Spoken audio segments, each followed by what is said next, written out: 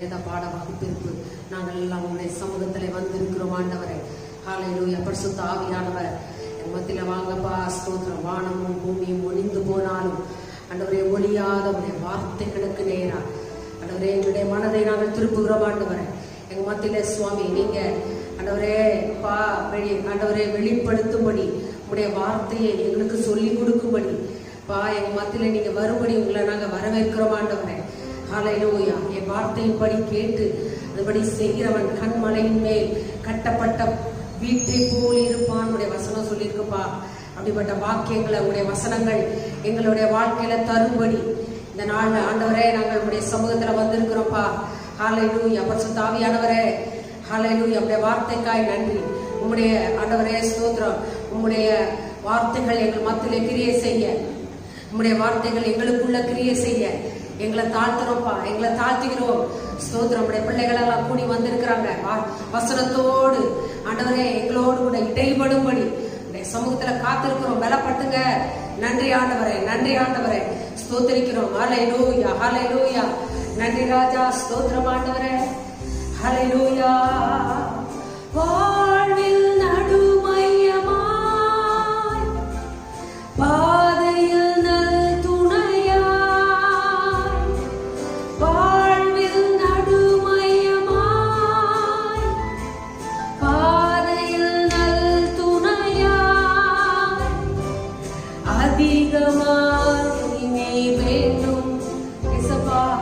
அதிகமாய் நீர் வேண்டும், நீர் வேண்டும், நீரே வேண்டும். அதிகமாய் நீர் எனக்கு வேண்டும், நீர் வேண்டும், நீரே வேண்டும். அதிகமாய் நீர் எனக்கு வேண்டும்.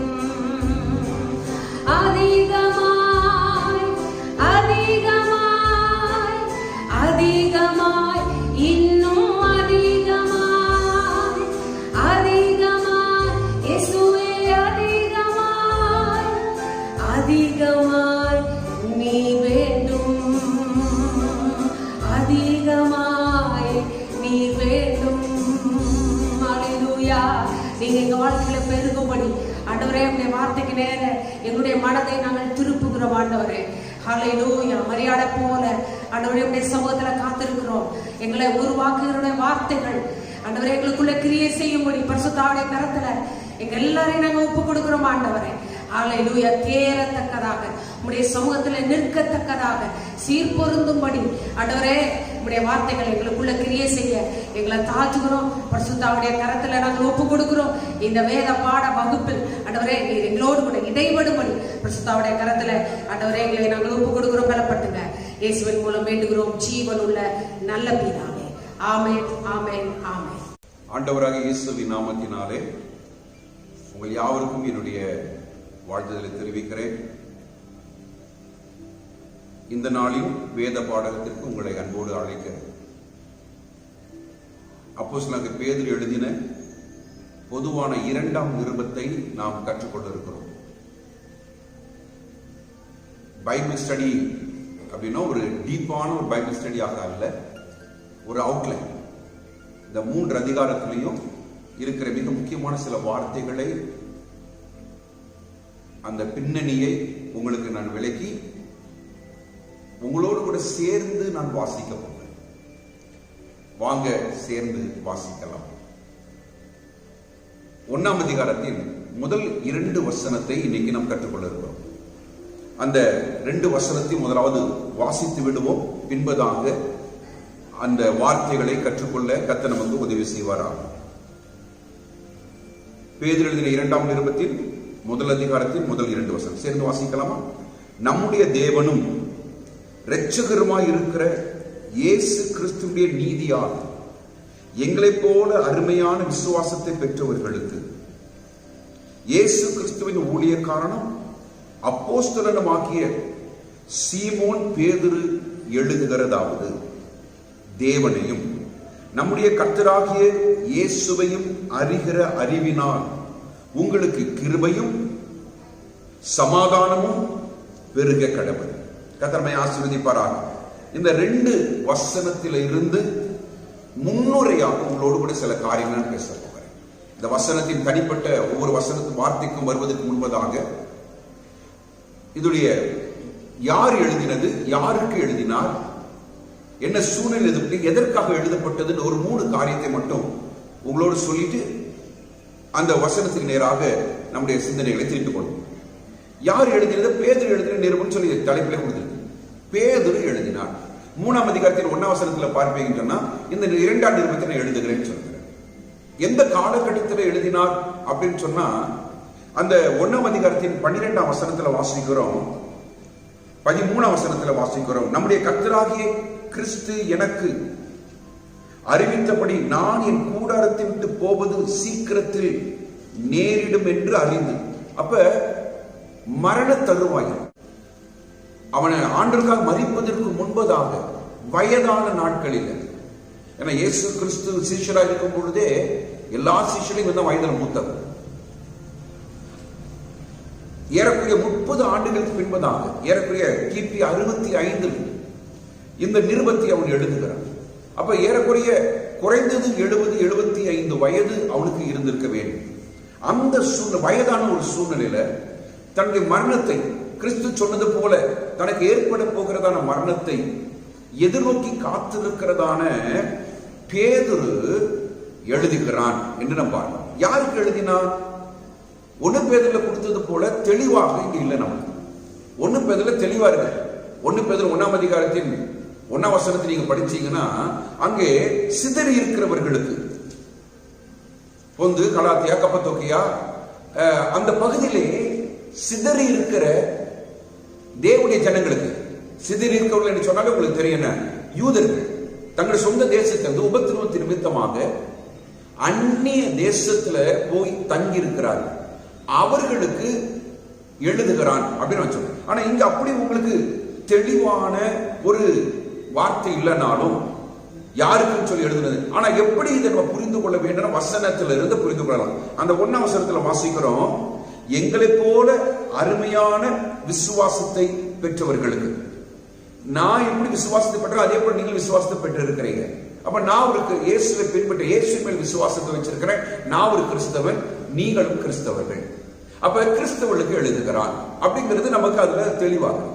அப்புறம் இன்னும் அப்படின்னு கொஞ்சம் அந்த வசனத்தை கொஞ்சம் பார்ப்போம்னு சொன்னா அந்த 12ஆம் வசனத்துல பார்க்கும் பொழுது, இது நிமித்தம் இவைகளை நீங்கள் அறிந்தும் நீங்கள் இப்பொழுது அறிந்திருக்கிற சத்தியத்திலே உறுதிப்பட்டிருந்தும்.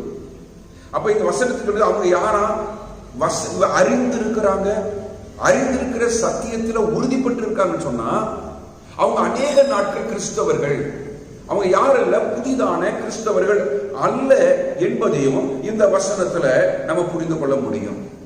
3வது யோசிப்போம்னு சொன்னா பழைய ஏற்பாட்டிலிருந்து அநேக சோதம் குமார பட்டணத்தை குறித்து அதற்கு பல காரியங்கள் பழைய ஏற்பாட்டிலிருந்து அவர் கோட் பண்றதுனால, மேற்கோள் காட்டுவதனால பழைய ஏற்பாட்டை குறித்து நல்ல அறிவு உள்ளதான ஜனங்களுக்கு அவர் எழுதுகிறார். பொதுவா நம்ம இப்படி புரிந்து கொள்வோமே, 1 பேதுரு யாருக்கு எழுதப்பட்டதோ அதே ஜனங்களுக்கு தான் எழுதப்பட்டது, அதே விசுவாசிகளுக்கு தான், அதே கிறிஸ்தவர்களுக்கு தான் இந்த நிருபம் எழுதப்பட்டது அப்படின்னு நம்ம புரிந்து கொள்ளலாம். எதற்காக இந்த நிருபத்தை எழுதுகிறார்? இப்ப அது மிக முக்கியமான ஒரு காரியம். 1 பேதுரு எதற்காக எழுதப்பட்டது நமக்கு தெரியும். அந்த 1 பேதுரு 5ஆம் அதிகாரத்தின் 12ஆம் வசனத்தில், நீங்கள் நிலை கொண்டு நிற்கிற கிருபை தேவனுடைய மெய்யான கிருபை தான் என்று சாட்சியிடும்படிக்கு, புத்தி சொல்லும்படிக்கு, அவளை உற்சாகப்படுத்தும்படிக்கு அவர் இந்த நிருபத்தை அவங்க எழுதினார். 1 பேதுரு 2வது நோக்கம் என்ன? கிருபையில் நில்லுங்கப்பா, உபத்திரவத்தை கண்டு விலகி ஓடிடாதீங்க, உபத்திரவத்தின் நிமித்தமாக சோர்ந்து போயிடாதீங்க, நம்பிக்கையா இருங்க. இதுதான் 1 பேதுருடைய ஒரு எழுதின காரியம்.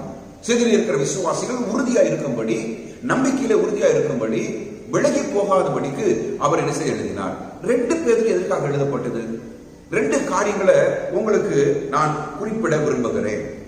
என்ன அப்படின்னு சொன்னா அந்த வசனத்தை 14ஆம் வசனத்தில் வாசிக்க, 1ஆம் அதிகாரத்தில் 14ஆம் வசனம், இந்த கூடாரத்தில் நான் இருக்கும் அளவு உங்களை நினைப்பூட்டி எழுப்பி விடுவது நியாயம் என்று எண்ணுகிறேன். எதற்காக எழுதினாரா?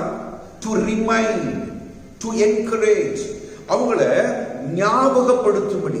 12ஆம் வசனத்துடைய கடைசி வாக்கியத்தை கூட அப்படி இருக்கு, நினைப்பூட்ட நான் அசதியாய் இரே. அப்ப என்ன சொல்றாருன்னா நினைப்பூட்டும்படி எழுதுகிறார். ஒண்ணு புரிஞ்சுக்கணும், இது எதுக்காக எழுதப்பட்டதுங்க?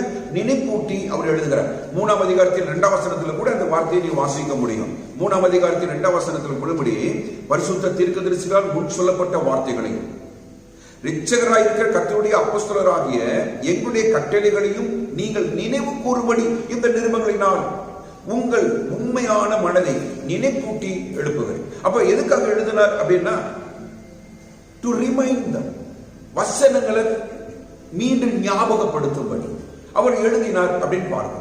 இன்னொரு காரியம் எதற்காக அவர் எழுதினார் அப்படிங்கிறத நீங்க பார்க்கணும்னு சொன்னா 2ஆம் அதிகாரத்தில் 1ஆம் வசனத்தை பாருங்க. 2ஆம் அதிகாரம் 1ஆம் வசனத்தை வாசிக்கிறோம்.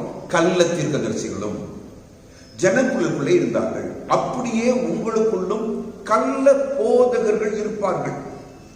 அவர் எழுதின காரியம் என்ன? எச்சரித்து எழுதுகிறார். கள்ள உபதேசம் உங்களுக்குள்ள இருக்கு, கள்ள போதகர்கள் இருக்கிறாங்க. தேவனுடைய வார்த்தைக்கு விகற்பமாய் போதிக்கிற, தவறான காரியங்களை சொல்லுகிற கள்ள போதகர்கள் உங்களுக்குள்ளே இருப்பார்கள். அப்ப அவங்க எச்சரித்தும் எழுதுகிறார். இன்னும் உங்களுக்கு இன்னும் சில வசனம் வாசிக்கும். 3:17 பாருங்க. 3ஆம் அதிகாரத்தில் 17ஆம் வசனத்தில் பார்த்தீங்கன்னு சொன்னா, ஆதலால் பிரியமானவர்களே, இவைகளை முன்னுமே நீங்கள் அறிந்திருக்கிறபடியால் அக்கிரமக்காரனுடைய வஞ்சகத்திலே நீங்கள் இழுப்புண்டு உங்கள் உறுதியிலிருந்து விலகி விழுந்து போகாதபடிக்கு எச்சரிக்கையாயிருந்து. அப்ப எச்சரித்து எழுதுகிறார். பேதுரு எழுதுகிறார், விசுவாசிகளுக்கு, கிறிஸ்தவர்களுக்கு எழுதுகிறார். எதற்காக எழுதுகிறாருங்க? துருபதேசங்களுக்கு விலகி இருக்கும்படி, அதே நேரத்தில் நினைப்பூட்டி அவர்கள் என்ன செய்யறாங்க, அவர் எழுதுகிறார். இந்த துருபதேசம் என்ன அப்படிங்கிற ஒரு சில வார்த்தைகள் சொல்கிறேன். இந்த நாட்கள்ல இருந்ததான துருபதேசம், கள்ள போதனை என்ன அப்படி தெரியுமா? ஒரு மனுஷன் ரட்சிக்கப்படுவதற்கு இயேசு கிறிஸ்துவை குறித்ததான விசேஷ அறிவு வேணும். ஆனா அவங்க கிறிஸ்துவுக்கு கீழ்ப்படியவோ பரிசுத்தமான ஒரு வாழ்க்கையை நடத்தவோ அவசியம் இல்லை. இதை அவங்க போதித்தாங்க. இயேசுவை குறித்ததான ஒரு விசேஷித்த அறிவு வேணும். ரட்சிக்கப்படணுமா, கிறிஸ்துவை குறித்த விசேஷித்த அறிவு தேவை. ஆனா அவருக்கு கீழ்ப்படியவோ அவருடைய வாழ்க்கை, பரிசுத்த வாழ்க்கை வாழ வேண்டும் என்ற அவசியம் இல்லை அப்படின்னு சொல்லி அவங்க போதனித்தாங்க. இப்ப என்ன செய்யறாரு அப்படின்னு சொன்னா, பேதுரு எழுதுகிறார். என்ன எழுதுகிறாரு? தெய்வ பயமுள்ள நடத்தை இல்லாத பட்சத்தில், தெய்வ பயம் இல்லாம ஒரு வாழ்க்கை வாழ்ந்தா கிறிஸ்துவை பற்றிய விசேஷித்த அறிவு உண்மையான அறிவே அல்ல அப்படிங்கிறது. அறிந்து என்ன பிரயோஜனம்? கிறிஸ்துவை அறிந்து ஒரு மனுஷன் கிறிஸ்துவை அறிந்தான்னு சொன்னா தெய்வ பயத்தோட வாழணும். ஆனா இவங்க சொல்றது என்ன? விசேஷித்த அறிவு தேவையான என்ன வேண்டாம், அந்த விசேஷித்த அறிவும் குறிப்பிட்ட சிலருக்கு மட்டும்தான், எல்லாருக்கும் எல்லாம் கிடையாது. இன்னர் சர்க்கிளுக்கு மட்டும்தான் கர்த்தர் தன்னை முழுமையா வெளிப்படுத்துவார். அப்ப எல்லாருக்கும் அவர் வெளிப்படுத்த மாட்டார்.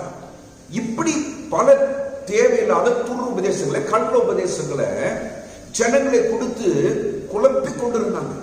பெரிய ஒரு கன்ஃபியூஷன் இருந்துச்சு. எது உண்மை? ரட்சிக்கப்படணும், நான் என்ன செய்ய வேண்டும்? அவங்களுக்கு ஒண்ணுமே புரியல. இந்த சூழ்நிலையில தான் பேதுரு இந்த நிருபத்தை எழுதுகிறார். நீங்க இந்த நிருபத்தை நீங்க வாசிக்கும் போது 3 அதிகாரம் தான், 10 நிமிஷம் தான் ஆகும். நீங்க உட்கார்ந்தீங்கன்னா ஒரே அப்படி ஒரு சிட்ல உட்கார்ல நீங்க இந்த 3 அதிகாரத்தையும் ஒன்னா வாசிக்கணும்.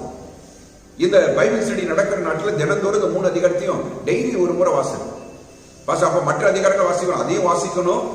இதையும் ஒரு 10 நிமிஷம் எடுத்து நீங்க இதை கற்றுக்கொள்வீங்கன்னா அது மிகுந்த நமக்கு ஆசீர்வாதமாக இருக்கும்.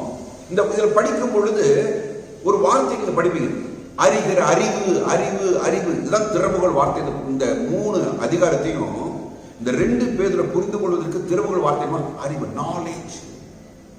இந்த அவரை அறிகிற அறிவு, அவரை அறிகிற அறிவு, அவரை அறிகிற அறிவுன்னு திருப்பி திருப்பி வரும். நீங்க இந்த வசனங்களை திருப்பி திருப்பி வாசிக்கலாம். 2ஆம் வசனத்தில் நீங்க அதை வாசிக்கலாம். தேவனையும் நம்முடைய கர்த்தராக இயேசுவையும் அறிகிற அறிவினால் உங்களுக்கு, அவரை அறிகிற அறிவு. அதுக்கு அப்படி நீங்க தொடர்ந்து ஒவ்வொரு இதுலையும் வாசிச்சுட்டே வரலாம். அவரை அறிகிற அறிவு, அறிகிற அறிவு. 8ஆம் வசனத்துல வாசிக்க முடியும் நீங்க. இயேசு கிறிஸ்துவை அறிகிற அறிவிலே. அப்ப நீங்க ஒவ்வொரு வசனங்களையும் வாசிக்கும் பொழுது இப்படி நீங்க வாசிச்சுட்டே வரலாம். எல்லா அதிகாரத்திலும் இருக்கு. சரி, அப்ப என்ன அப்படின்னா இந்த அறிவுங்கிற வார்த்தை, கிறிஸ்துவை அறிகிற, அறிகிற அறிவுனால இயேசு கிறிஸ்து சம்பந்தப்பட்டதான ஒரு வார்த்தை. இயேசு கிறிஸ்துவோடு கூட சம்பந்தப்பட்ட வார்த்தை தான் இந்த அறிகிற அறிவு. நீங்க ஒவ்வொரு இந்த வார்த்தை வரும்பொழுது அறிகிற அறிவுன்னு வரும்போது கிறிஸ்துவோடு கூட இருக்கும். அது மட்டும் இல்லாம அறிவு சம்பந்தமான, நாலேஜ் சம்பந்தமான வார்த்தைகளும் இருக்கும். 14 முறை இப்படி அறிகிற அறிவு இல்லைன்னு சொன்னா நாலேஜ் சம்பந்தமான வார்த்தைகள் இந்த 3 அதிகாரத்திலையும் காணப்படும். அப்ப அதுதான், அதை வைத்து தான் யோசிக்கணும். ஏன்னா அவங்க கள்ள உபதேசம் என்ன, விசேஷ அறிவு தேவை, ஆனா என்ன கிடையாதுங்க, கீழ்ப்படிதல் அவசியம் இல்ல, பக்தி உள்ள வாழ்க்கை அவசியம் இல்ல, பரிசுத்த வாழ்க்கை அவசியம் இல்ல அப்படின்னு சொல்லுவாங்க. அப்ப இவர் என்ன எழுத போறாரு, அறிகிற அறிவு தேவை, பக்தி உள்ள வாழ்க்கை வேணும். அறிகிற அறிவும் தேவை. அந்த தேவனை அறிகிற அறிவு குறிப்பிட்ட ஜனங்களுக்கு மட்டுமல்ல, எல்லாருக்கும் அந்த அறிவு உண்டாகும்.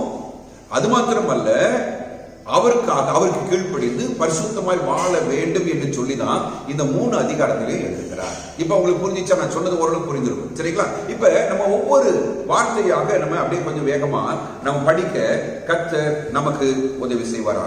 1ஆம் வசனத்தை பாரு. 1ஆம் அதிகாரத்தில் 1ஆம் வசனம், நம்முடைய தேவனும் இரட்சகருமாய் இருக்கிற. நான் எப்பவுமே சொல்வேன், இந்த பேதுரு எழுதுற நிருபம் பொதுவாக நிருபங்களையே முன்னுரையிலேயே எதற்காக எழுதுகிறோம்னு சொல்லி எல்லா விதமான காரியத்தையும் அப்படி சுருக்கமா சுருக்கமா கொடுத்துருவாங்க.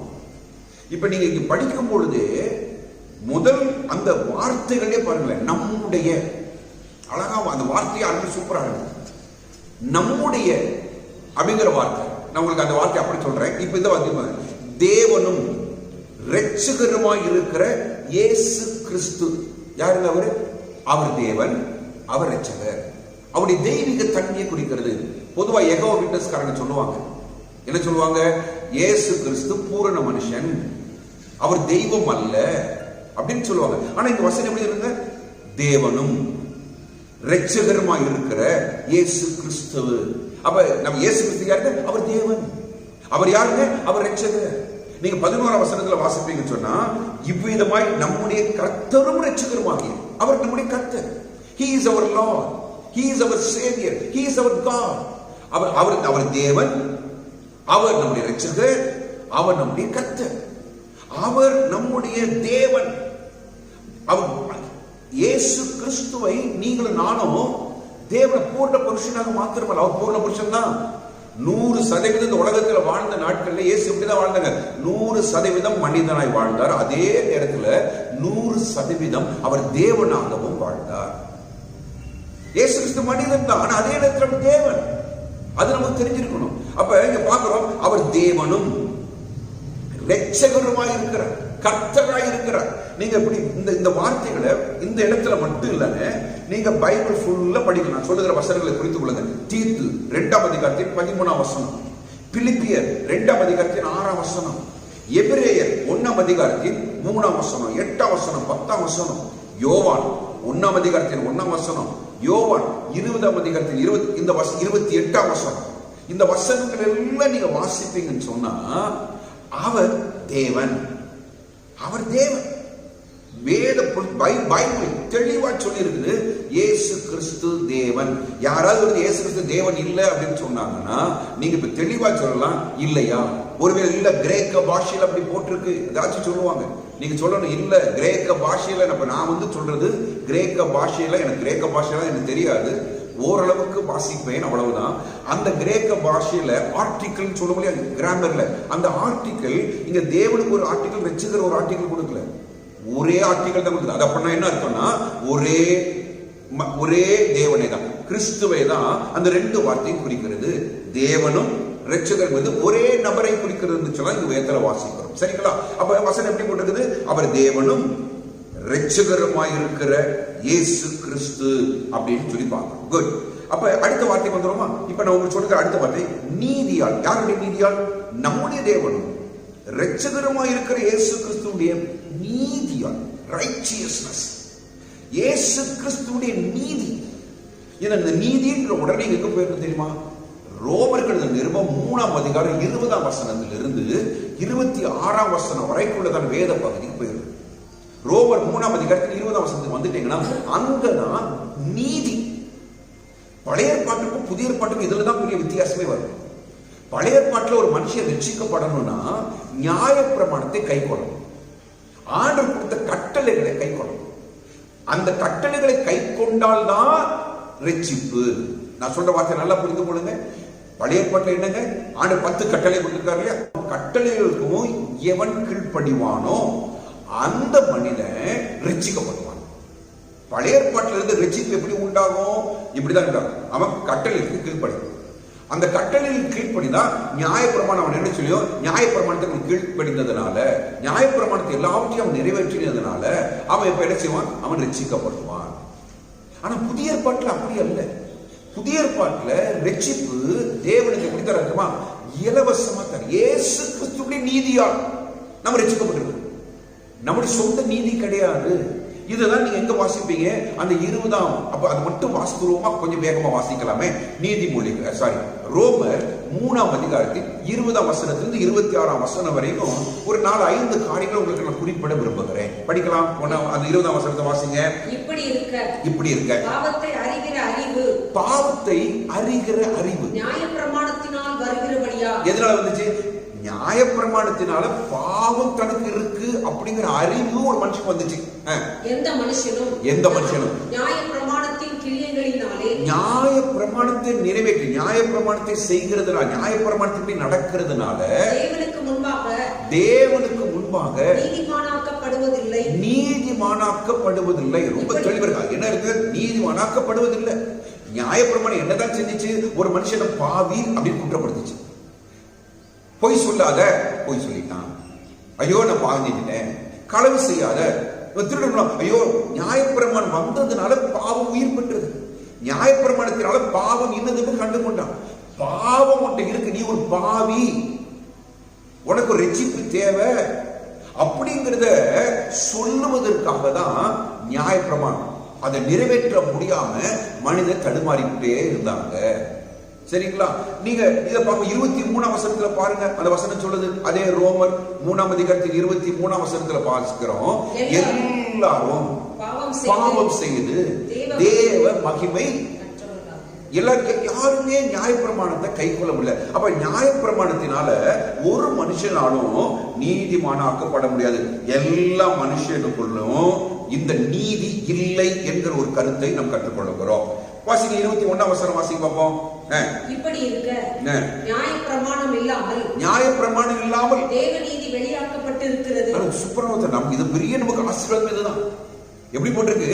நியாயப்பிரமாணம் இல்லாமல். நியாயப்பிரமாணத்திலிருந்து நீதி, நியாயப்பிரமாணத்தை செய்தால் ரட்சிக்கப்பட்டு நீதிமானாக்கப்படுவான். ஆனா இது நியாயப்பிரமாணம் இல்லாமல் தேவ நீதி வெளியாக்கப்பட்டிருக்கிறது. ஐயா, இந்த மனுஷன் எல்லாரும் பாவம் செய்து தடுமாறி, ஐயோ இந்த நீதி இல்லையே, நான் நீதிமான் இல்லையே அப்படி தடுமாறி கொண்டிருக்கும் பொழுது அழகா ஒரு வார்த்தை வருது, தேவ நீதி வெளியாக்கப்பட்டது. நியாயப்பிரமாணம் இல்லாமல் தேவநீதி. அப்ப நியாயப்பிரமாணம் இல்லாம தேவநீதி வெளியாக்கப்பட்டது. அதை குறித்து அதை குறித்து நியாயப்பிரமாணமும் தீர்க்கதரிசிகளும் என்ன செய்றாங்க? சாட்சி இடுகிறது. அப்ப இப்ப உங்களுக்கு ரெண்டாவது கருத்து சொல்றேன். நியாயப்பிரமாணத்தின் கிரியைகளினால் ரட்சிப்பு இல்ல, நியாயப்பிரமாணத்தின் கிரியை இல்லாமலும் தேவ நீதி நமக்கு கிடைக்கும். ரெண்டாவது காரியம். சரிங்களா? அப்ப எது நமக்கு சொல்லித்தருது அப்படின்னு சொன்னா இந்த காரியத்தை இது எனக்கு என்ன செய்யறோம்? நீங்க பைபிள் இருந்து படிக்கலாம். நிறைய வசனங்கள் உங்களுக்கு நான் காண்பித்து கொடுத்து கொண்டே போக முடியும். நீங்க பார்க்கணும்னா ரோமர் 10ஆம் அதிகாரத்துல 1ஆம் வசனத்துல 5ஆம் வசனம் வரை படிக்கணும். இஸ்ரவேல் ஜனங்க நியாயப்பிரமாணத்தினால அவங்க முயற்சி எடுத்து அவங்க தோல்வி அடைந்தாங்க அப்படிங்கறத நம்ம பார்க்க முடியும். சரி, இன்னும் தொடர்ந்து அந்த வசனங்களை வாசிப்போம். இப்படி இருக்க நியாயப்பிரமாணம் இல்லாமல் தேவநீதி வெளியாக்கப்பட்டிருக்கிறது. என்னங்க? தேவ நீதி. அப்ப இது தேவனிடத்தில் வந்தது அப்படின்னு நம்ம எடுத்துக்கொள்ளலாம். எங்கிருந்து வந்தது இந்த நீதி? தேவ நீதி போட்டிருக்கிறதுனால தேவனிடத்தில் வந்த. தேவனிடத்தில் ஒரு காரியம் வந்து அது எப்படி இருக்கும்? அது குறைவற்றது, அது பூரணமானதாக இருக்கும். அப்ப இந்த தேவன் அது அப்படிதான் போட்டிருக்கல. இப்படி இருக்க நியாயப்பிரமாணம் இல்லாமல் தேவ நீதி வெளியாக்கப்பட்டிருக்கிறது. அப்ப தேவநீதி வெளியாக தேவனே அதை கொடுத்திருக்கிறதுனால அதை குறித்து நம்ம என்ன செய்ய வேண்டாங்க? எந்த டவுட்டும் நமக்கு இல்ல. அதை குறித்து நியாயப்பிரமாணமும் தீர்க்க தரிசனங்களும் என்ன செய்யுதுங்க? சாட்சி இடுகிறது. நீங்க வாசிப்பீங்கன்னா ஆதியாகமம் 15ஆம் அதிகாரத்தின் 6ஆம் வசனத்தை நீங்க வாசிக்கலாம். நீங்க என்ன வாசிக்க, வேத வசனம் நமக்கு சொல்லி தருது. என்ன சொல்லி தருது? அவன் கர்த்தரை விசுவாசித்தான், அதை அவர் அவனுக்கு நீதியாக. விசுவாசத்தினால நீதி. பழைய ஏற்பாடு சொல்லி தருது நமக்கு, நியாயப்பிரமாணம் சொல்லி தருது. தீர்க்கதரிசி ஆமோஸ் 2ஆம் அதிகாரத்தில் 4ஆம் வசனத்துல என்ன சொல்லப்பட்டிருக்குது? இதோ அந்த கடைசி வாக்கியம் மட்டும் வாசிங்க. விசுவாசத்தினாலே நீதிமான் பிழைப்பான். அவ்வளவுதான். அப்ப இது தேவனே நமக்கு தந்திருக்கிறார். விசுவாசத்தினால் இதை பெற்றுக்கொள்ளலாம் அப்படிங்கிறது ஒரு காரியமும் இது இருக்கிறது. சரி, இது தேவனுடைய ஈவு. அந்த 22ஆம் வசனத்தை வாசிக்க பார்ப்போம். அது இயேசு கிறிஸ்துவை பற்றும் அந்த விசுவாசத்தினால நீதிமானாக்குறாங்க. அது யார் மேல விசுவாசத்தை வைக்கணும் வசனம் சொல்லுது? இயேசு கிறிஸ்துவை பற்றும் விசுவாசத்தினால் பலிக்கும் தேவ நீதியே. அப்ப இயேசு கிறிஸ்துவினால் தான் நீதி. நம்ம பேதுருல வாசித்தோம் இல்லையா, அந்த வசனம் வந்துருது. இயேசு கிறிஸ்துவை பற்றும் விசுவாசத்தினாலே. எந்த ஒரு மனுஷன் இயேசு கிறிஸ்துவை விசுவாசிக்கிறானோ, எந்த மனிதன் இயேசு கிறிஸ்துவில் தன் விசுவாசத்தை வைக்கிறானோ, விசுவாசத்தை வச்ச உடனே தேவனுக்குள்ள இருந்த அந்த நீதி, கிறிஸ்துவுக்குள்ள அந்த நீதி அந்த மனிதனுக்குள்ள வந்து அவன் நீதிமானாக்கப்பட்டுறான். அவ்வளவுதான். அப்ப இது யாரால் வந்தது? இந்த கிறிஸ்துவை பற்றி விசுவாசத்தினால் பலிக்கும் தேவ நீதியே. வசனம் தொடர்ந்து 22 வாசிக்கிறோம். விசுவாசிக்கிற எவர்களுக்குள்ளும் எவர்கள் மேலும் அது பலிக்கும். வித்தியாசமே இல்லை, வித்தியாசமே இல்லை. யாரா இருக்கட்டும், எந்த மனிதர், எந்த நாட்டை சேர்ந்தவனா இருக்கட்டும், நம்ம பிரிச்சு வச்சிருக்க ஜாதிகள், அவன் எந்த ஜாதியானவனா இருந்தாலும் சரி, படித்தவனும் படிக்காதவனும் கவலையே இல்லை.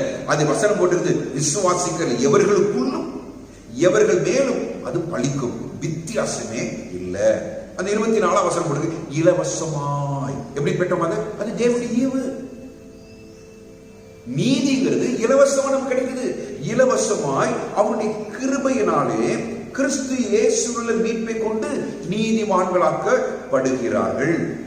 அப்படிதானா? அந்த 25ஆம் வசனம் 26ஆம் வசனம் இதெல்லாம் நீங்க அந்த படிச்சுட்டே வந்தீங்கன்னா பியூட்டிஃபுல்லா இருக்கு. தேவன் பொறுமையா இருந்த ஒரு காலத்தில் நடந்த பாவங்களை தாம் பொறுத்து கொண்டதை குறித்து தம்முடைய நீதியை காண்பிக்கும் பொருட்டாகவும் தாம் நீதி உள்ளவரும் இயேசுவினிடத்தில் விசுவாசமாய் இருக்கிறவனை நீதிமானாக்குகிறவருமாய் விளங்கும்படி இக்காலத்திலே தமது நீதியை காண்பிக்கும் பொருட்டாக கிறிஸ்து இயேசுவின் இரத்தத்தை பற்றும் விசுவாசத்தினால் பலிக்கும் கிருபாதார வழியாக அவரையே ஏற்படுத்தினார். விசுவாசத்தினால் பெற்றுக்கொள்ளலாங்க. விசுவாசத்தால் பெற்றுக்கொள்ளலாம். 26ஆம் வசனம் கூட 26ஆம் வசனம் வாசிச்சோமா? இப்படி இருக்க மேன்மை பாராட்டல் எங்கே? 27 அது நீக்கப்பட்டது. எந்த பிரமாணத்தினாலே? கிரியா பிரமாணத்தினாலேயோ அல்ல, விசுவாச பிரமாணத்தினாலேயே. அப்ப விசுவாசத்தினால நம்ம நீதிமானாக்கப்படுவோம். இப்ப 2 பேதுரு 1ஆம் அதிகாரத்தின் அந்த 1ஆம் வசனத்துக்கு வந்துடலாம். அந்த வார்த்தையை பார்த்துருவோம். எப்படி போட்டிருக்கு பாருங்க, எப்படி போட்டிருக்கு, அழகா போட்டிருக்கு பாருங்க. அந்த வசனத்தை பாருங்க. நம்முடைய தேவனும் இரட்சகருமாய் இருக்கிற இயேசு கிறிஸ்துவுடைய நீதியா. இதுக்கு நம்ம எந்த வேலை செய்ய வேண்டும், விசுவாசித்த மட்டும் போதும். அது பாருங்களேன், நீதியால், யாருடைய நீதியால்? இயேசு கிறிஸ்துவுடைய நீதியால் எங்களை போல அருமையான விசுவாசத்தை பெற்றவர்களுக்கு. பேதுரு எழுதுகிற ஒவ்வொரு வார்த்தையிலும் எங்களை போல உங்களுக்கு விசுவாசம். நாங்க இன்னர் சர்க்கிள், ஆண்டவரோடு கூட நாங்க இருந்தவங்க. எங்களுக்கு மட்டுமல்ல அந்த விசுவாசம், எங்களுக்கு மட்டுமல்ல அந்த விசேஷித்த அறிவு, உங்களுக்கும் எங்களை போலவே உங்களுக்கும். அப்ப யாரு? பேதுருக்குள்ள அதே விசுவாசம் தான் எனக்குள்ள. எனக்குள்ள இருக்க பாஸ்டராக, எனக்குள்ள இருக்கிற அழைக்கப்பட்ட ஊழியக்காரர் அப்படின்னு நான் எனக்கு பேர் சொல்லிக் கொண்டாலும் எனக்குள்ள இருக்கிற அதே விசுவாசத்தை தான் கர்த்தர் உங்களுக்குள்ள தந்திருக்கிறார். ஒவ்வொருவருக்கும் அதே விசுவாசம், எந்த வித்தியாசமும் கிடையாது. நானும் விசுவாசித்தேன், நீங்களும் விசுவாசித்தீங்க. நானும் கிரியை செய்யல, நீங்களும் கிரியை செய்யல. நம்ம விசுவாசித்தோம், கிருபையாக இதை நம்ம பெற்றுக்கொண்டோம். புரிந்ததா? அப்ப வசனம் எப்படி போட்டுருக்குது அப்படின்னா எங்களை போல. அதனாலதான் முதல் வசனத்தை கூட எப்படி சொன்னாரு? வார்த்தை கூட நம்முடைய, அங்க ஒரு வித்தியாசம் இல்லாட்டி அப்படி என்னுடைய தேவனும் இரட்சகர் அப்படி ஆரம்பிச்சிருப்பார். நம்முடைய ஏன் அவர் சொன்னாருன்னா நம்ம எல்லாம் ஒண்ணுதாயா, நமக்குள்ள எந்த வித்தியாசமும் இல்ல. அந்த துருபதேசக்காரங்க சொல்றது போல, கள்ளோபதேசிகள் சொல்றது போல அது இன்னர் சர்க்கிள் மட்டும்தான், விசேஷமானவர்களுக்கு மட்டும்தான் அந்த விசேஷித்த அறிவு கிடைக்கும், அந்த ரட்சிப்பு கிடைக்கும் என்று அவர்கள் சொல்லுவதை நீங்க நம்பாதீங்க. இந்த வார்த்தை நம்முடைய தேவன் அவர், நம்முடைய இரட்சகர் அவர், இயேசு கிறிஸ்துவுடைய அவருடைய நீதியாலதான் எங்களை போல அருமையான விசுவாசத்தை நீங்களும் பெற்றுக்கொண்டீங்க. இந்த வார்த்தை இப்ப நம்ம ஒவ்வொரு வார்த்தையை படிச்சோம், சரிங்களா? அந்த சூழ்நிலை இப்ப சொல்லிங்க. இப்ப எப்படி போட்டிருக்குது? எங்களை போல அருமையான, என்ன பஸ்ட் அந்த அருமையான, இந்த அருமையான வார்த்தையே அருமையான வார்த்தை தான். இந்த அருமையானன்னா அது ஆங்கில பிரிஷியஸ் அப்படி போட்டு, விலையேற பெற்ற. உங்களுக்கு விலையேற பெற்ற விசுவாசம் ஞாபகம் திரும்ப உடனே உங்களுக்கு 1 பேதுரு 1 7 ஞாபகம் திரும்ப. அங்க என்னெல்லாம் விலையேறப்பட்ட, விலையேற பெற்ற ஆட்டுக்குட்டி, அவனுடைய கிறிஸ்துவனுடைய ரத்தத்தினாலே விலையேறப்பட்ட ரத்தம். அப்ப விலையேறப்பட்ட கல், மனுஷரால் தள்ளப்படுது, ஆனா விலைய அங்க எல்லாம் இந்த அருமையான அருமையான அருமையான வார்த்தை. அப்ப அந்த அருமையான அப்படின்னு என்ன இந்த இடத்துல எப்படி சொல்லலாம்? விலையேற பெற்ற அப்படின்னு நம்ம சொல்றோம், சரிங்களா? அப்ப இந்த விலையேற பெற்றதான இந்த வார்த்தை, இந்த வார்த்தையை நாம் இன்னொரு அந்த அருமையான விசுவாசம், இந்த விசுவாசம் எப்படி சொல்றாரு அவரு? விலையேற பெற்ற விசுவாசம் சொல்றாரு. அந்த ஏன் இந்த விலையேற பெற்ற அந்த அருமையான விசுவாசம் சொல்ல காரணம் என்ன தெரியுமா? எங்களை போல, அப்படி எங்க அவர் சொல்றாரு, எங்களை போல நீங்களும். அப்ப என்னன்னா, நமக்கும் தேவனுக்கும் சம்பந்தமே இல்லை. யோசித்து பாருங்க, உங்களுக்கு எனக்கு ஆண்டவர் பத்தி ஏதாவது சம்பந்தம் இருக்கா? நம்மள வசனம் சொல்லுது, நம்பிக்கை தேவனற்றவர்கள் காணியாட்சிக்கு புறமானவர்கள். அப்ப நமக்கு அப்படி கிடைச்சிச்சு. இப்ப நம்ம எங்க நம்ம சொல்ல போனா நம்ம புறஜாதி, தேவனை அறியாத ஜனங்கள். அவங்க லாங்குவேஜ்ல சொல்லுவோமே, அவங்க லாங்குவேஜ்ல அந்த உள்நாட்டு யூத ஜனங்களுக்கு நம்ம யாருக்கு ஃபாரினர்ஸ். இஸ்ரேல் தேசத்துல நமக்கு நம்ம நாட்டில் இருக்க உரிமை போல அவங்க நாட்டில் உரிமை உண்டா? நமக்கு அங்க போய் ஓட்டு போட முடியுமா? கிடையாது.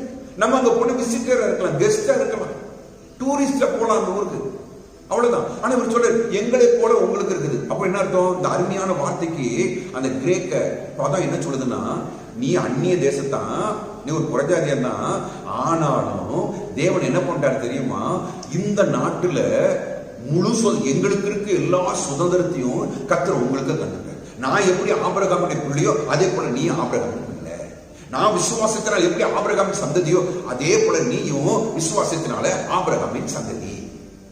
மாம்சத்தின்படி நமக்கு அவங்களுக்கு சம்பந்தமே கிடையாது. ஆனா இவர் சொல்ற அந்த விசுவாசம் கிறிஸ்து இயேசுக்குள்ள நமக்கு கிடைச்ச அந்த நீதியால் கிடைச்சதான அந்த பெரிய ஸ்லாக்கியம் தெரியுமா? என்ன தெரியுமா? அந்த அருமையா அவங்களுக்கு என்ன உரிமைகள் இருக்குதோ அதே உரிமையை கர்த்தர் நமக்கு இப்ப தந்துட்டார். அதான் எழுதுற அந்த அருமையான விசுவாசத்தை.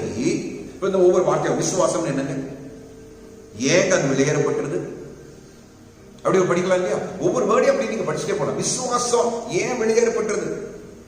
அது தேவனை நம்ம இணைக்குது, அதனால வெளியேறப்பட்டது. விசுவாசங்கிறது நீங்க எப்பயுமே புரிந்து கொள்ள பாருங்க. விசுவாசங்கிறது அந்த பாத்தீங்கன்னா விசுவாசத்தை பெற்றவர்களுக்கு.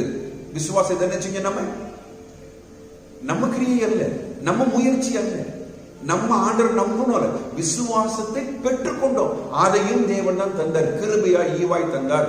பிலிப்பியர் 1:29 உங்களுக்கு சொல்லி தந்திருக்கிறேன். அப்ப எல்லாம் கிருபை கிருபை கிருபை. ஆண்டவர் கொடுத்த நம்ம கிருபையாய் தேவன் இந்த விசுவாசத்தை நம்ம கையில கொடுத்திருக்கிறாரு. பெற்றுக்கொண்டோம், விசுவாசத்தை பெற்றுக்கொண்டோம். அப்ப நீங்களும் நானும் விசுவாசத்தை செஞ்சுக்கிட்டோம். எப்படி பேதுரு பெற்றுக்கொண்டாரோ அதே போலதான் நீங்களும் நானும் பெற்றுக்கொண்டோம். பேதுருக்குள்ளதான் விசுவாசம், அவருடைய முயற்சி அல்ல. அவரும் பெற்றுக்கொண்டார், நம்மளும் பெற்றுக்கொண்டோம். எந்த வித்தியாசமும் இல்லை. அது யூதனா இருக்கலாம், இயேசு கிறிஸ்துவோட இந்த சீஷலா இருக்கலாம், ஆதி அப்போஸ்தலர்கள் பரிசுத்தவான்களா இருக்கலாம். நீங்கள் நானா 2000 வருஷம் கழித்து வாழுகிற நீங்களாகவும் நானாகவும் இருக்கலாம். எல்லாரும் விசுவாசத்தை பெற்றுக்கொண்டோம் அப்படின்னு போடுறது. ஏன் இந்த விசுவாசம் பெற்றுக்கொண்ட விசுவாசம் ஏன் வெளியேறப்பட்டது, ஏன் அருமையானது அப்படின்னு சொன்னா, அது தேவனோடு நம்ம என்ன செய்யுதுங்க, இணைக்குது. நல்லா தெரிஞ்சுக்கணும், தேவனோடு கூட அது நம்மை லிங்க் பண்ணுது. அது மட்டும் இல்ல, விசுவாசம் நம்மை தேவனில் பாதுகாப்பா வைக்குது. விசுவாசம் இல்லாம தேவன் தந்த விசுவாசம் தான் ஆண்டோட லிங்க். உங்களை என்னையும் தேவனோட எதை லிங்க் பண்ணுது? விசுவாசம். விசுவாசம் இல்லாமல் தேவனை பிரியப்படுத்த முடியாது. விசுவாசத்தை கொண்டு ரட்சிக்கப்பட்டீங்க. எப்படி எப்படி ரட்சிக்கப்பட்ட? கிருபையினால் விசுவாசத்தை கொண்டு ரட்சிக்கப்பட்டீங்க. அப்ப விசுவாசத்தின் மூலமா தான். அப்ப விசுவாசம் ஒரு சேனல், ஒரு வாய்க்கால். இந்த வாய்க்கால் ஆண்டவர் நம்ம தந்துட்டார். தேவனுக்கு நம்ம லிங்க் பண்றதுக்கு ஆண்டவர் நடுவில் வச்சிருக்கிறதா அந்த விசுவாசம் அந்த வாய்க்கால், அந்த சேனலை ஆண்டு வச்சிருக்க. நம்ம என்ன பண்ணிடுங்க, தேவன் இடத்துல லிங்க் பண்ணிட்டோம். இந்த விசுவாசம் நம்மளை பாதுகாக்குது. அது மட்டும் இல்ல, விசுவாசம் என்ன செய்யலாம், நமக்குள்ள சுத்திகரிப்பு தருது. 1-2 வசனம் உங்களுக்கு காமிக்கிறேன். கலாத்தியர் 2ஆம் அதிகாரத்தின் 20ஆம் வசனம் நீங்க குறித்துக் கொள்ளுங்க. எபிரேயர் 11ஆம் அதிகாரத்தின் 6ஆம் வசனத்தை குறித்துக் கொள்ளுங்க. 1 பேதுரு 1ஆம் அதிகாரத்தின் 5ஆம் வசனத்துல பார்க்கிறோம். அங்க வசனம், தேவனுடைய பலத்தினாலே காக்கப்படுகிறோம். அப்ப விசுவாசத்தை கொண்டு தேவனுடைய பலத்தினாலே காக்கப்படுகிறோமா? விசுவாசம் தான் நம்மை பாதுகாக்கிறது. விசுவாசம் தான் நம்ம என்ன செய்ய சுத்திகரிக்க. அந்த வசனத்தை வாசி. அப்போஸ்தலர் 15ஆம் அதிகாரத்தின் 9ஆம் வசனத்தை மட்டும் நம்ம வாசிக்கலாமா? அப்போஸ்தலர் 15ஆம் அதிகாரத்தின் 9ஆம் வசனத்தை வாசிங்க. விசுவாசத்தினாலே அவருடைய இருதயங்களை அவர் சுத்தமாக்கி. அப்ப விசுவாசத்தினால இருதயம் சுத்தம் உண்டாகுது.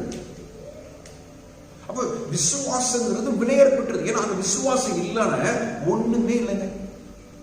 இயேசு கிறிஸ்துவில் வைக்க விசுவாசத்துல எல்லாமே இருக்கு. பேதுருக்குள்ள விசுவாசம், அவரை போல நாம் அதை பெற்றுக்கொண்டோம். இந்த பெற்றுக்கொண்ட வார்த்தை இன்னொரு வார்த்தையை நம்ம சொல்ல வரும். இந்த பெற்றுக்கொண்டோம் என்ன தெரியுமா? சீட்டு போட்டு ஒரு ஆள் எடுக்கிறாங்க பார்த்தீங்களா? அந்த சீட்டு போடுகிற வார்த்தை கிருபை, தேவனுடைய கிருபையாய் நம்ம கிடைத்தது. பெற்றவர்கள் அப்படித்தான். ஒரு 100 பேர் போட்டிருக்க, 100 பேர்ல ஒரு சீட் நம்ம எடுக்கிறோம்னா அப்படிதான் தேவனுடைய முன்னறிவு தெரிந்தெடுத்தல். நம்ம ஏற்கனவே அப்படியே அன்பினால தெரிந்தெடுக்கப்பட்டோம். அப்படின்னா இப்ப அந்த வார்த்தையை தான் நோட் பண்றாரு. அப்படி என்ன சொல்றாரு? பெற்றவர்கள். ஒரு வசனத்தை வாசிங்க. லூக்கா 1ஆம் அதிகாரத்தின் 9ஆம் வசனத்தை பாருங்க. லூக்கா 1ஆம் அதிகாரத்தின் 9ஆம் வசனம். ஆசாரிய ஊழிய முறைமையின்படி. இப்ப சகரியை பற்றி சொல்லப்படுது. யோவான் ஸ்நானகனுடைய தகப்பனை குறித்து. ஆசாரிய ஊழிய முறைமையின்படி அவன் தேவ ஆலயத்திற்குள் பிரவேசிக்க தூபம் காட்டுகிறதற்கு சீட்டை பெற்றான். அவன் என்ன செய்யறான்? அந்த சீட்டை அவன் மேல சீட்டு விழுந்துச்சு. நிறைய பேர் இருந்தாங்க. யாரு சீட்டு போட்டு பார்த்தாங்க, சக்கரையை பெருச்சு அவன் சீட்டை பெற்றான்னு உள்ள போனான். மற்றவங்க வெளியே நிக்கணும். அப்ப இங்க கொடுக்குது பெற்றவர்கள் அப்படின்னா இதுலயும் கிருபை. அப்ப எங்களை போல அருமையான விசுவாசத்தை பெற்றவர்களுக்கு யாருக்கு எழுதுறாரு? நம்முடைய தேவனுடைய இரட்சகமா இருக்க இயேசு கிறிஸ்துவின் நீதியால் எங்களை போல அருமையான விசுவாசத்தை பெற்றவர்களுக்கு. அடுத்தது அப்படியே போயிடலாமா? இயேசு கிறிஸ்துவின் ஊழியக்காரனும் அப்போஸ்தலனும் ஆகிய சீமோன் பேதுரு எழுதுகிறதா. அவன் பாருங்க, அவன் தன்னுடைய உறவை அங்க காமிக்கிறான். நல்லா இருக்கு, அழகா இருக்கு. வார்த்தைகளே படிக்கும் போதே ஒரு கிறிஸ்துவ வாழ்க்கை 2 பக்கங்கள். ஒண்ணு இயேசு கிறிஸ்துவை அறிகிறதுக்கு முன்னாடி, 2வது இயேசு கிறிஸ்துவை அறிந்ததுக்கு பின்பு. ஒண்ணு உறவு, இன்னொன்னு என்னன்னா அவனுடைய பொசிஷன், அவனுடைய நிலை. ஊழியக்காரங்கிறது உறவை குறித்து. எதை முன்னாடி கொண்டு வரான்? உறவை கொண்டு வருகிறான். இயேசு கிறிஸ்துவின் ஊழியக்காரனும். முதல்ல நான் அப்போஸ்தலன் அப்படிங்கிற தன்னுடைய நிலையை, பொசிஷன் அவன் பேசல. நான் யார் தெரியுமா? நான் அப்போஸ்தலன் அப்படி பேசல. நான் யாரு? இயேசு கிறிஸ்துடைய அடிமை, இயேசு கிறிஸ்துடைய ஊழியக்காரன். நம்ம எப்பயுமே தேவனுடைய உறவின் அடிப்படையில் எல்லாமே இருக்கு. உறவு இல்லாம பொசிஷன் இல்லைங்க. தேவனுக்கும் பேதற்கும் உறவு இல்லைன்னு வைங்க, அப்படின்னா அப்போஸ்தலன். முதல்ல என்னதுதான்? உறவு தான். உங்களுக்கு எனக்கு தேவனோட முதல்ல உறவு இருக்கணும். உறவின் அடிப்படை தான் எல்லாமே. எல்லா நிலைகளும் அப்புறம் தான் வரும் நமக்கு. ஃபர்ஸ்ட் தேவனோடு கூட நல்ல உறவு, அதுதான் அது முக்கியப்படுத்துறான். என்ன சொல்றான்? இயேசு கிறிஸ்துடைய ஊழியக்காரனும். அப்புறம் என்ன சொல்றான்? அவரால் அனுப்பப்பட்டவனுமாகிய நான். என்ன எழுதுறாரு? அவர் தன்னுடைய சீமோன் பேதுரு. இப்ப இந்த வார்த்தை கொஞ்சம் கவனிக்கணும். 1 பேதுரு 1ஆம் அதிகாரத்தில் படிக்கும்போது நான் சொன்ன உங்களுக்கு பேதுரு அப்படிதான் எழுதியிருந்தார். அங்க சீமோன்ற வார்த்தை அவர் கொடுக்கல, பேதுரு அப்படி எழுதிட்டார். பழைய வாழ்க்கையை அவர் சீமோன் பேதுரு. சீமோன்னா என்ன? 4. பேதுரு என்ன? கேபா, கல், ஒரு சிறிய கல் அப்படின்னு படிச்சோம். அப்ப இந்த இடத்துல என்ன வருது? அவங்க இவர் ஏன் இப்ப 2மே கோட் பண்றாரு? அங்க பழைய வாழ்க்கை வேண்டாம், எனக்கு புது வாழ்க்கை மட்டும் போதும். நம் புதிய பெயரால் அறிய தேவன் எனக்கு கொடுத்த அந்த புதிய பெயரால், புதிய அனுபவத்தால், கல்லை போன்ற இனி நாணலை போல அல்ல நான், இனி மணலை போல உறுதியற்ற மனுஷன் அல்ல நான், இனி கல்லை போல நான் உறுதியா இருப்பேன் அப்படின்னு தாம் பேர பேதுருன்னு வலியுறுத்தின அதே பேதுரு இந்த 2ஆம் அதிகாரத்தை எழுதும் பொழுது எதற்காக சீமோன் பேதுருன்னு குறிப்பிடுகிறார்? நம்ம அப்படி யோசிப்போம். அப்ப யோசிக்கும் போது நான் உங்களுக்கு முதல்ல ஒரு வார்த்தை சொன்னேன், வயதான ஒரு மனிதன். இந்த வயசாகிட்டாலே ரட்சிக்கப்பட்ட பின்பு உள்ள வாழ்க்கை மட்டும் யோசிக்கப்பட்ட, இயேசுவோடு கூட உறவு வந்த பின்பு மட்டும் யோசிக்கல, இயேசுடைய சீஷனான பின்பு மட்டும் யோசிக்கல. அவன் தன்னுடைய முழு வாழ்க்கையை கொஞ்சம் யோசித்து பார்க்கிறான். நான் இப்படி சீமோனா இருந்தேனே, உறுதி இல்லாத நிலையில இருந்தேனே, இந்த சூழ்நிலையில என்னை அவர் அழைத்தாரே, இப்படி என்கிட்ட பேசினாரே, நான் பேதுருவாக்கப்பட்டனே. ஒரு வயதான மனிதன் தன் வாழ்க்கையை பின்னோக்கி மரண தருவாயில் இருக்கிற மனிதன் மரிப்பதற்கு முன்பதாக தன் முழு வாழ்க்கையை அப்படி கொஞ்சம் சீர்தூக்கி பார்த்துதான் ஜனங்களை உற்சாகப்படுத்தி எழுதுறாங்க. எல்லாம் ரட்சிக்கப்படுறதுக்கு முன்னாடி உள்ள நிலைமையா கோட் பண்ண வேண்டியது இருக்குது, ரட்சிக்கப்படுறதுக்கு முன்னாடி அனுபவங்களையும் சொல்ல வேண்டியது இருக்குது. அதனாலதான் எழுதுறாரு சீமோன் பேதுரு. சொல்லுவாங்க, அவன் எழுதின அந்த கூட்டத்துல 2 விதமான கூட்டங்களும் இருந்தது. மிக்சட் குரூப், அது மிக்சட் ஆடியன்ஸ் அங்க இருந்தாங்க. அங்க யூதர்கள் இருந்தாங்க, புறஜாதிகள் இருந்தாங்க, பேதுருன்னு அறிந்தவங்க இருந்தாங்க, சீமோன் என்று அறிந்தவங்க இருந்திருந்தாங்க.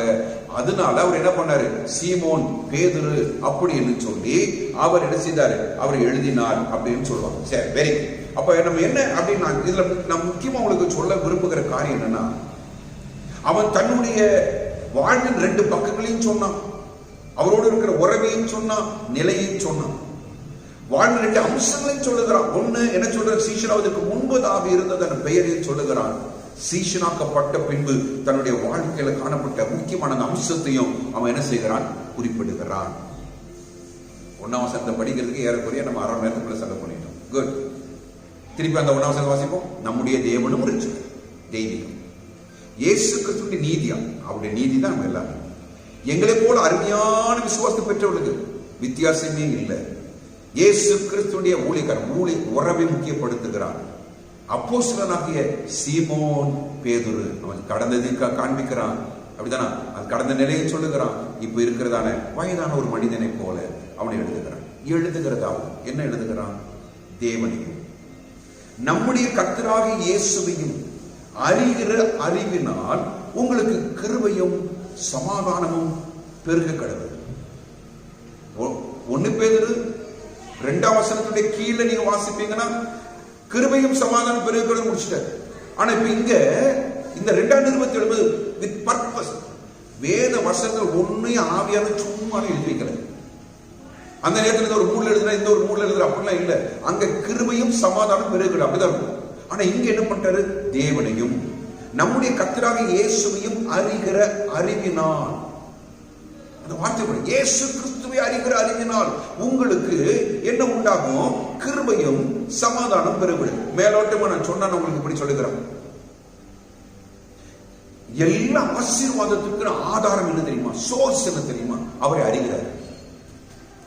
கிருபைக்கும் சமாதானத்திற்கும், கிருபையும் சமாதானம் வாழ்க்கை பெருகணுமா, என்ன பாஸ்டர் பண்ணணும், அவரை அறிகிற அறிவு. எந்த அளவுக்கு தேவனையும் நம்முடைய கர்த்தராகிய இயேசு கிறிஸ்துவையும் அறிகிற அறிவினால் நீங்க நிரப்புறீங்களோ அந்த அளவுக்கு இதெல்லாம் பெருகும்.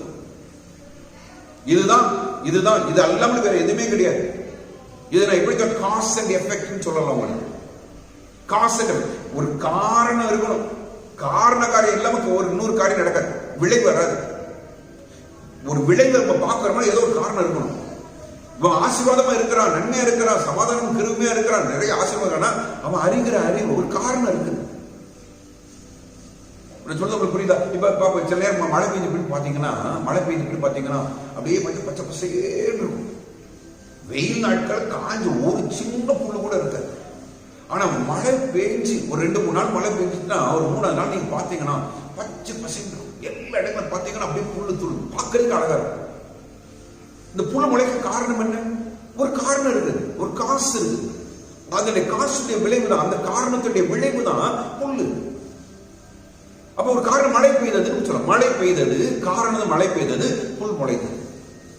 அதே போல தேவனை அறிகிற அறிவு நமக்குள்ள வந்த உடனே அவரை அறிகிற அறிவினால் நிரப்பப்பட நிரப்பப்பட நிரப்பப்பட என்ன உண்டாயிருமா, பெருக்கும். எதுல பெருக்கும், ஆவிக்குரிய ஆசீர்வாதங்கள் பெருக்கும், கிருபையும் சமாதானமும் பெருக ஆரம்பிச்சிடும்.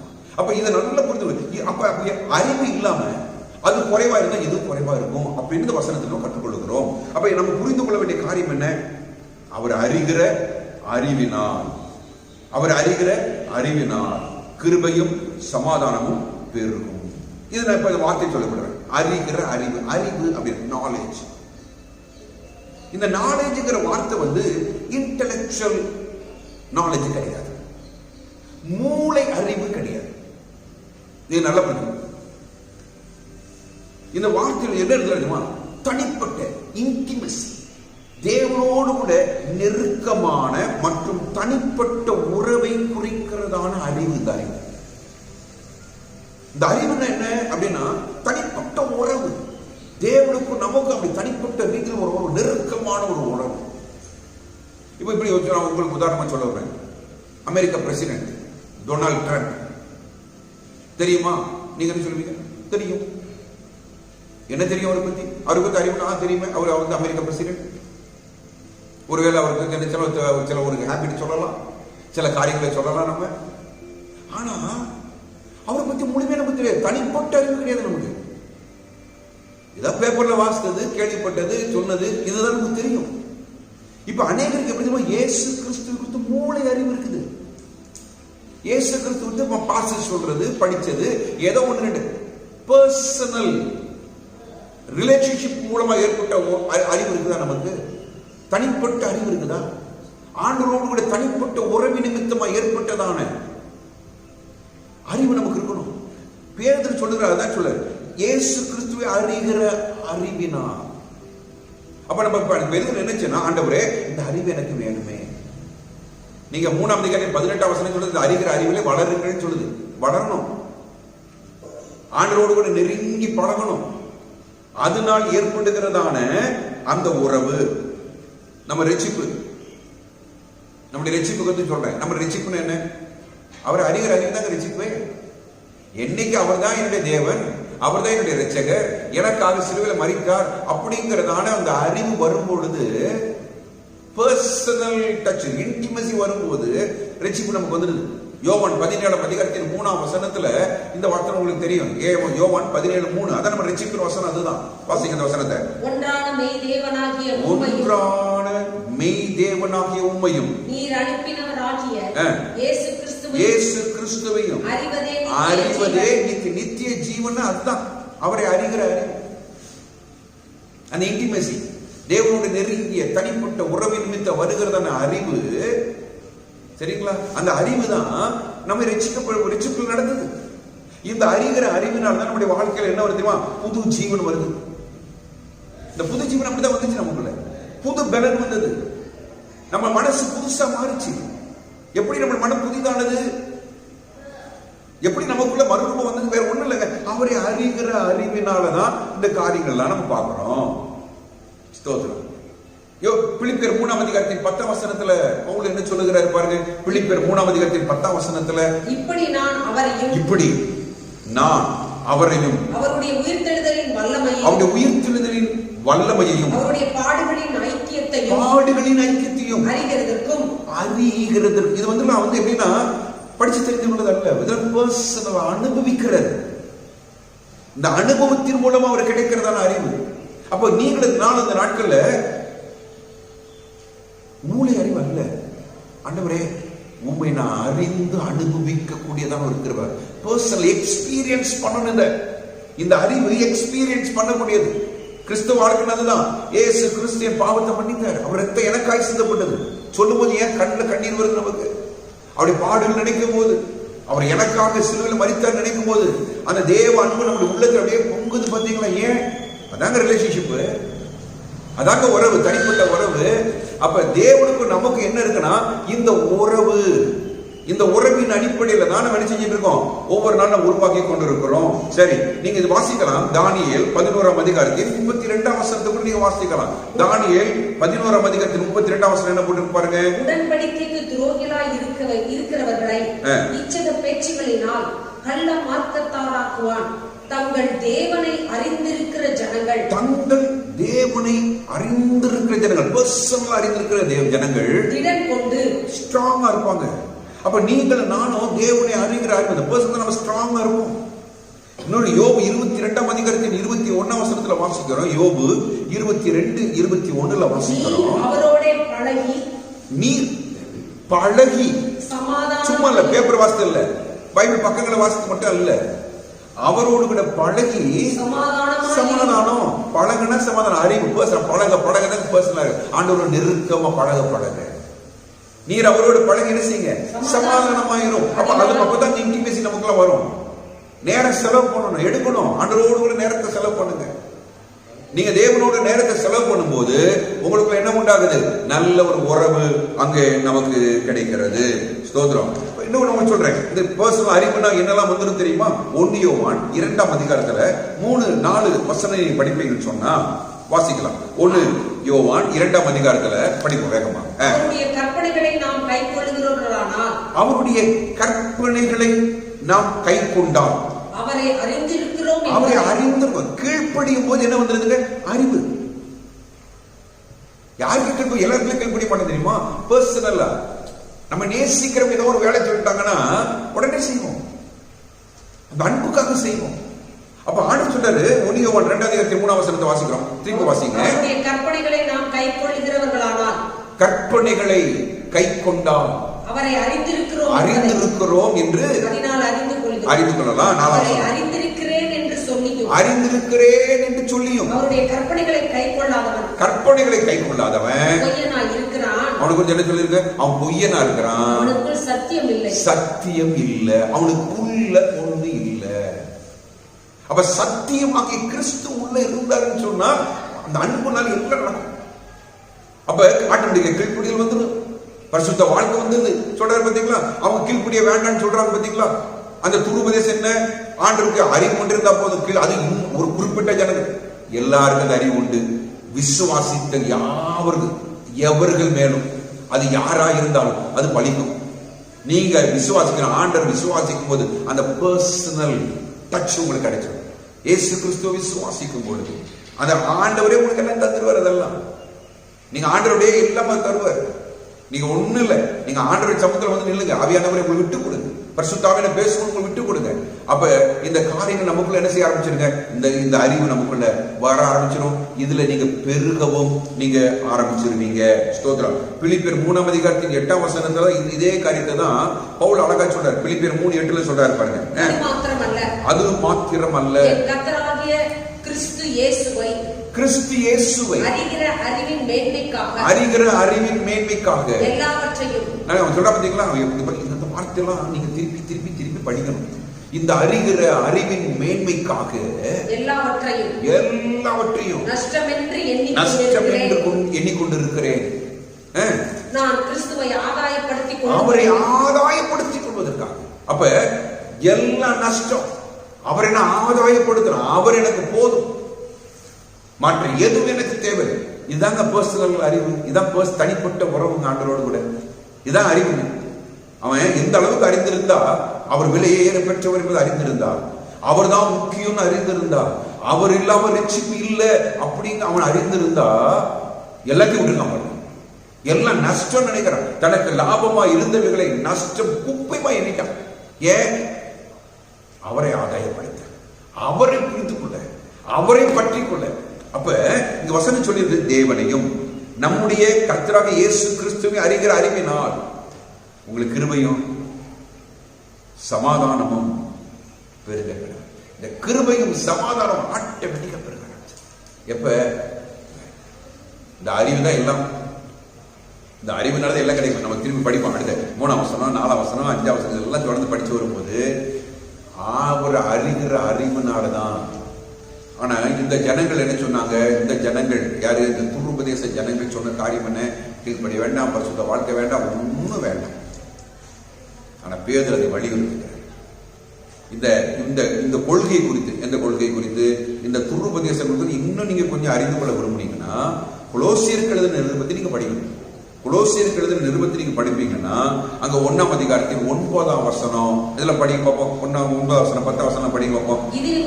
கொலோசியர் 1ஆம் அதிகாரத்தின் 9ஆம் வசனம் 10ஆம் வசனம் படிங்க. இது நிமித்தம் அதை கேட்ட நாள் முதல் உங்களுக்காக இடைவிடாமல் ஜெபம் பண்ணுகிறோம். சரி, நீங்கள் எல்லா ஞானத்தோடும் ஆவிக்குரிய விவேகத்தோடும், ஆவிக்குரிய பாருங்க என்ன போடுங்க, எல்லா ஞானத்தோடும் ஆவிக்குரிய விவேகத்தோடும் அவருடைய அவர் சித்தத்தை அறிகிற அறிவினாலே நிரப்பப்படவும் சகலவித நற்கிரியும் ஆகிய கனிகளை தந்து தேவனை அறிகிற அறிவினால் விருத்தி அடைந்து. அவர் என்ன சொல்ற, அறிகிற அறிவு நமக்கு இன்னும் வேணும். அவர் கோட் பண்ணிட்டே வர்றாரு. ஏன் அவர் கோட் பண்றாருன்னு சொன்னா, நீங்க அடுத்த வாசிக்கணும். வாசிங்க 2ஆம் அதிகாரத்து 2ஆம் வசனத்தை வாசிங்க. அவர்களுடைய இருதயங்கள் தேற்றப்பட்டு அவர்கள் அன்பினால் இணைக்கப்பட்டு பிதாவாகிய தேவனுக்கும் கிறிஸ்துவுக்கும் உரிய ரகசியத்தை அறிந்து கொள்ளுகிற உணர்வின் பூரண நிச்சயத்தினுடைய எல்லா ஐஸ்வர்யத்திற்கும் உரியவர்கள் ஆக வேண்டும் என்று இப்படி விரும்புகிறேன். பாருங்க, நீங்க இப்படியே வாசிங்க, இதெல்லாம் வாசிங்க. அந்த 2ஆம் அதிகாரத்தை வாசிங்க. 3ஆம் அதிகாரத்தின் 10ஆம் வசனத்தை வாசிங்க. 3ஆம் அதிகாரத்தின் 10ஆம் வசனம். தன்னை சிருஷ்டித்தவருடைய சாயலுக்கு ஒப்பாய் பூரண அறிவு அடையும்படி புதிதாக்கப்பட்ட புதிய மனுஷனை தரித்துக் கொண்டிருக்கிறீர்களே. இப்படி நீங்க என்ன செய்யணும், இந்த காரியத்தை நீங்க கொலோசியருக்கு எழுதின நிருபத்தையும் நீங்க வீட்டுல உட்கார்ந்து என்ன செய்யுங்க, வாசிங்க. இதுல நீங்க படிக்கும் பொழுது இன்னும் அநேக காரியங்களை நீங்க இதுல இருந்து கற்றுக்கொள்ள முடியும். ஸ்தோத்திரம். இவங்க என்ன செய்வாங்க அப்படிங்கறது இதுல படிக்கலாம். இவங்க என்ன செய்வாங்க, 2ஆம் அதிகாரத்தின் 19ஆம் வசனத்துல போட்டிருக்குது, மாயமான தாழ்மையிலும் தேவதூதர்களுக்கு செய்யும் ஆராதனையில் விருப்பமுற்று காணாதவைகளினாலே துணிவாய் நுழைந்து தன் மாம்ச சிந்தினால் வீணா இருமாப்பு கொண்டிருக்கிற எவனும் உங்க பந்தய பொருளை நீங்க இழந்து போகும்படி உங்களை வஞ்சிக்காது இருக்க பாருங்க. நீங்க என்ன படிக்கலாம், எங்க படிக்கலாம், அங்க 2ஆம் வசனத்திலயா, அங்க 3ஆம் வசனத்துல படிக்கிறோம் பார்த்தீங்களா, 4ஆம் வசனத்துல படிக்கிறோம் பாருங்க. எல்லாம் அந்த படிக்கும் போது எல்லாம் வருது. ஒருவனும் நயவசனிப்பினாலே உங்களை வஞ்சியாது பிடிக்கிறது நான் சொல்லுகிறேன். 8ஆம் வசனம், லௌகிக ஞானத்தினாலும் மாயமான தந்திரத்தினால் ஒருவனும் உங்களை கொள்ளை கொண்டு போகாதபடிக்கு எச்சரிக்கையா இருங்கள். அது மனுஷர்களின் பாரம்பரிய நியாயத்தையும் உலக வழிபாடுகளை பற்றியதே அல்லாமல் கிறிஸ்துவை பற்றினது அல்ல. இங்க நீங்க பார்க்கலாம் 23ஆம் வசனம் 2:23. இப்படிப்பட்ட போதனைகள், எப்படிப்பட்ட போதனைகள் அப்படின்னு சொன்னா, மேலுள்ள வார்த்தைகள், தொடாதே, ருசி பாராதே, தீண்டாதே, இப்படிப்பட்ட மனுஷனுடைய கற்பனைகள், அப்படிதானா? இதெல்லாம் எப்படி இருக்கு? இப்படிப்பட்ட போதனைகள் சுய இஷ்டமான ஆராதனையும் மாயமான தாழ்மையும் சரீர ஒடுக்கத்தை பற்றி ஞானம் என்கிற பேர் கொண்டிருந்தாலும் இதெல்லாம் ஞானம் சொல்லுவாங்க, அப்படிதானா? இது அல்ல. அவரை அறிகிற அறிவு அப்படின்னு சொல்றது இதுல எல்லாம். அவரை அறிகிற அறிவுன்னு என்னங்க, பர்சனல், தேவனோடு கூட நெருங்கி, அப்படிதானா, அவரோடு கூட உறவாடுகிற ஒரு அனுபவம். வெளிப்பிரகாரமான காரியம் அல்ல, அது உள்ளான ஒரு காரியம். அப்ப தேவன் நமக்கு தருகிற இந்த அறிவுங்கிறது உள்ளான காரியத்தை குறிக்கிறது, வெளிப்பிரகார காரியத்தை குறிக்கல, உள்ளான. அப்ப நம்ம என்ன செய்யணும் இந்த நாட்கள் அப்படின்னா, ஆண்டவரே உண்மை அறிகிற அறிவினால என்ன நிரப்புங்க ஆண்டவரே, உண்மை அறிகிற அறிவுல நாம் வளரணும் ஆண்டவரே, அந்த பூர்ண அறிவு நிச்சயத்துக்காக. அப்படிதான் 10ஆம் வசனத்துல வாசித்தோம். ஸ்தோத்திரம். அப்ப சகல துறைத்தனங்களுக்கும் அதிகாரங்களுக்கும் தலைவராயிருக்கிற அவருக்குள் நீங்க எப்படிப்பட்டவங்களா இருக்கிறீங்க, பரிபூர்ண உள்ளவர்களா இருக்கிறீங்க அவருக்குள்ள. இயேசுதான். அப்படிதான் 3ஆம் வசனம், அவருக்குள் ஞானம் அறிவு என்பவைகளாகிய பொக்கிஷங்கள் எல்லாம் அடங்கி இருக்குது. அவர் தாங்க நமக்கு அறிவு. அவரை அறிந்து கொள்றதுதான் உண்மையான அறிவுங்க, மற்ற எந்த காரியமும் இல்லைங்க. அப்ப இந்த நாட்கள்ல அவரை அறிகிற அறிவினால் நாம் நிரப்பப்பட, அவர் சித்தத்தை அறிகிற அறிவினால் நாம் நிரப்பப்பட, பூர்ணராக்கப்பட கர்த்தர் நமக்கு உதவி செய்வாரா. கண்களை மூடுங்க, நம்ம அப்படியே நம்ம ஜெபிக்கலாம். நம்ம எல்லாம் கண்களை மூடி நம்ம ஜெபிப்போம். உண்மை அறிகிற அறிவினால் என்னை நிரப்புங்க. அறிகிற அறிவு தான் எல்லா ஆசீர்வாதத்துக்கும் அதுதான் ஊற்று, அதான் ஆதாரம். தேவனை அறிகிற அறிவு இல்லாமல், ரட்சிப்பின் அனுபவம் இல்லாமல், பர்சனலான தனிப்பட்ட உறவு இல்லாமல், அந்த நெருக்கமான ஜீவியம் இல்லாம எதுவுமே எந்த ஆசீர்வாதமும் கிடையாது. அப்ப இந்த நாட்கள்ல அவரை அறிகிற அறிவு நமக்கு வேணும், அந்த பர்சனல் டச் வேணும். ஆண்டவர் உங்களோடு கூட இந்த உறவு எனக்கு வேணும், அந்த பர்சனல் ரிலேஷன்ஷிப் எனக்கு வேணும். ஆண்டவரே கிருபை தாங்கப்பா, கிருபை தாங்க. நாங்க ரட்சிக்கப்பட்டிருக்கிறோம், உண்மை அறிந்திருக்கிறோம். ஆண்டவரே உங்க ஸ்தோத்திரம். இன்னும் அந்த அறிவு நாங்க வளரணும் ஆண்டவரே, அந்த அறிவு நாங்க பூரணப்படணும் ஆண்டவரே. உண்மை குறித்து அறிகிற அறிவுல இன்னும் நாங்க பெருகணும், பெருக பெருக பெருக எல்லா நன்மைகளும் பெருகும் சொல்லி வேதத்துல வாசிக்கிறோமே. எங்களுடைய ஆவிக்குரிய வாழ்க்கை நாங்க கனி இல்லாம நாங்க இருக்க மாட்டோம் ஆண்டவரே. நாங்கள் தொடர்ந்து கற்றுக்கொள்ள எங்களுக்கு உதவி செய்யணும். இந்த நாளில இந்த வார்த்தைகளை கவனித்த பிள்ளைகளை ஆசீர்வதியும், மகிமைப்படும். இயேசுவின் நாமத்தில் கேட்கிறேன் நல்ல பிதாவே, ஆமென். ஆமென். God bless. கர்த்தர் உங்களை ஆசீர்வதிப்பாராக.